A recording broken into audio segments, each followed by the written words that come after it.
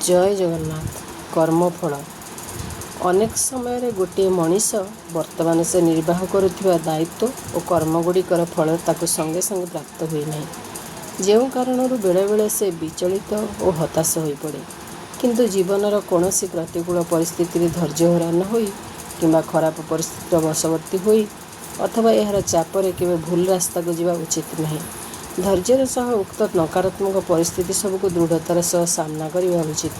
धर्म न्याय एवं सत्कर्मर मार्ग सर्वदा जोड़ी हो रही ईश्वर एवं समय उपर भरोसा और विश्वास रखा जरूरी। कर्म और कर्तव्य एकाग्रता रखी निज उपर न्यस्त थिबा समस्त दायित्व को निष्ठार सह सुचारू रूप से निरंतर निर्वाह करने विधेय एवं उक्त कर्मर फल सबको ईश्वर उपर छाड़देवा उचित। कारण शास्त्र कहे जड़े मनीषर प्रतिटी जन्मर समस्त कार्यकलाप एवं कर्म आधार एक व्यक्तिगत संचय खाता परमात्मा निकट रही है, जो खातार तार प्रतिटी कर्म संबंधी समस्त तथ्य अभिलिखित हो रहे।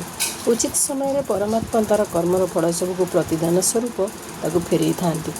यही जन्मर भल कर्मर फल हुए तो वर्तमान समय न मिल पारे, किंतु से सबको व्यक्ति जनक निजर आगामी समय तथा जन्मगुड़िकर निश्चय फेरी पारे।